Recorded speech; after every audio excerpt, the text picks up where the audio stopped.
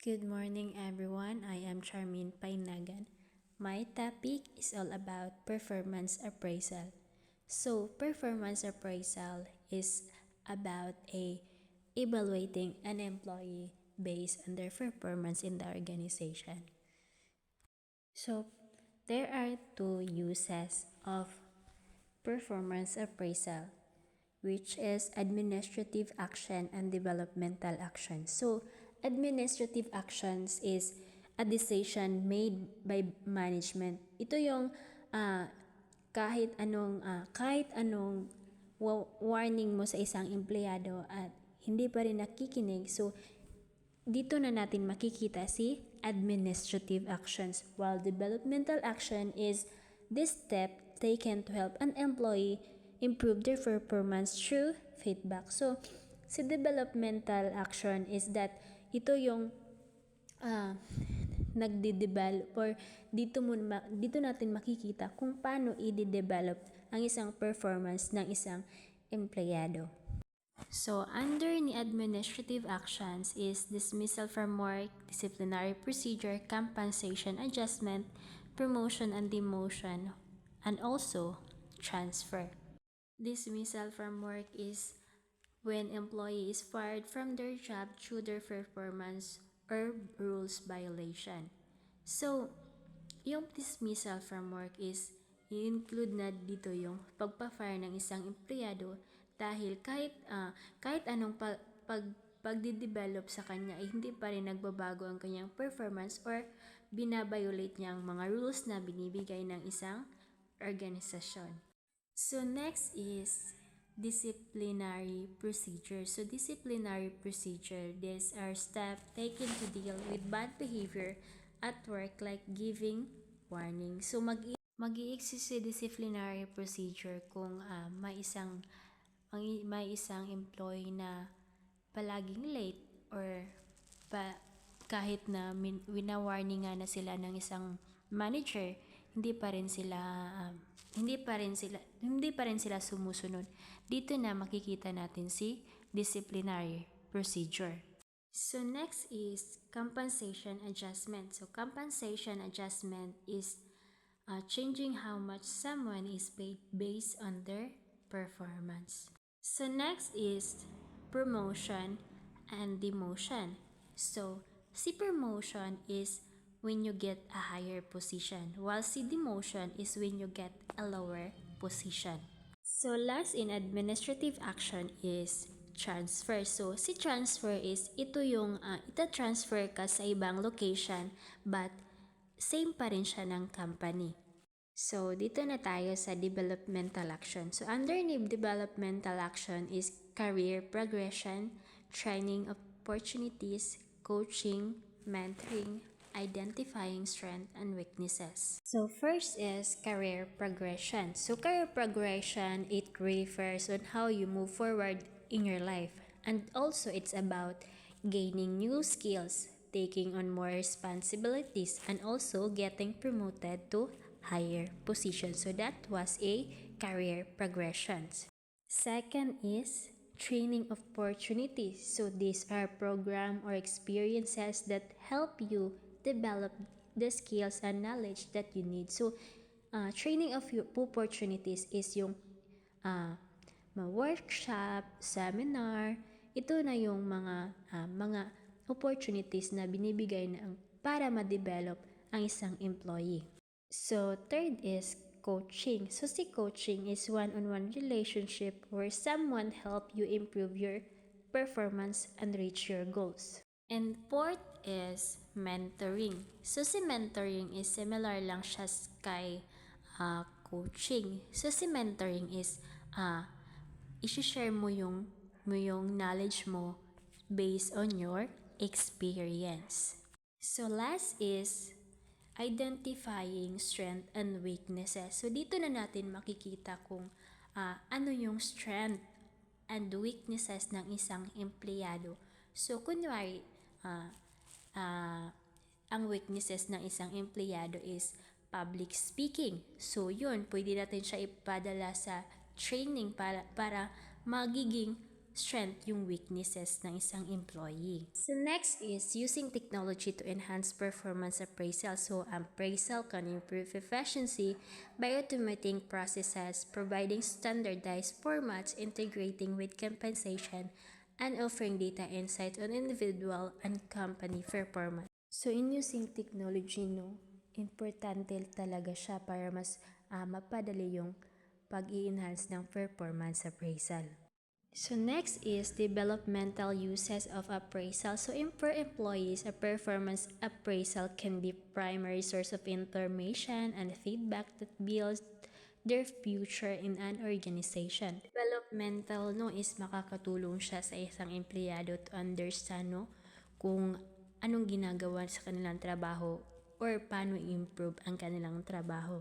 So next is decision about performance appraisal. So si decision is dito natin makikita kung sino ang magkakandak ng appraisal. And also appraisal responsibilities. So si appraisal responsibilities, si HR yung magagawa ng appraisal system while si manager yung mag-i-evaluate ng isang employee para ma-improve ang sistema nila. So sa performance appraisal na meron tayong dalawang unit which is HR and manager. So under kay HR is design and maintain appraisal system, train moderators, track timely receipt of appraisal, review completed appraisal for consistency. So design and maintain appraisal system is about the HR team create and update the system used for employee evaluation. So for example, HR develop a new online form for manager to fill out when reviewing employees. And next is trains raters. So si train raters is HR teaches to a manager how to properly evaluate their employees. So for example, HR conduct a workshop to show managers how to use the new appraisal form. And next, track timely receipt of appraisal. So this makes sure that all employee review are completed and submitted on time. So for example, he sent reminders to a manager to submit their evaluation by end of the month. That was a track timely receipt of appraisal. And the last one was review completed appraisal for consistency. So HR check the submitted reviews to ensure they are fair and follow the guidelines. For example, HR review appraisal to ensure that all managers are using the same criteria and not overly hard or lenient. So now is we will tackle under manager unit. First in manager unit was typical rate performance of employee. So manager assess how well their employees are performing job duties. So example, he evaluate their employees' productivities and accuracy in completing the task. Second is prepare formal appraisal document. So si manager is mag-fill out siya ng official form that record their evaluation of employee. So for example, a manager units a detailed performance review and submit it to the HR. And the third is review appraisal with employee. So manager discuss the performance with each employee. So for example, a manager sit down with employee to talk about their strength and areas. So now we will talk about informal versus systematic appraisal process. So performance appraisal can occur in two ways, informally and or systematically. A supervisor conduct information appraisal whenever necessary. So si informal, no, is dito na natin makikita yung magtutok si manager ng performance ng employee kahit saan or kahit anong oras. While si systematics is siniset ni manager yung schedule kung kailan sila magtutok ng performance ng isang employee. So next is timing of appraisal. So most companies requires to conduct appraisal once or twice a year, most often annually. So most company have managers do performance review once or twice a year. So usually once a year. So this can also help employee to get regular feedback on their work. The next is legal concern and performance appraisal. So because appraisal are supposed to measure how well employees are doing their job, it may seem unnecessary to emphasize that performance appraisal must job related. So sa pag re-rate ng performance appraisal, ito yung importante kasi if hindi, it could lead to unfair evaluation and possible legal issues. And now we will talk about who conduct appraisal. Supervisor rating their employees, employee rating their superiors, team members rating each other, and pwede yung ikaw mag-rate ng sarili mo, and also kahit hindi part sa organization, pwede rin siyang mag-rate sa'yo. And variety of parties providing multi-source or 360-degree feedback. So next is traditional performance appraisal process. So under kay traditional is managers review rating coaches supervisor, and also HR department design system and train supervisor, and last employee receive feedback, addresses issue, set goals.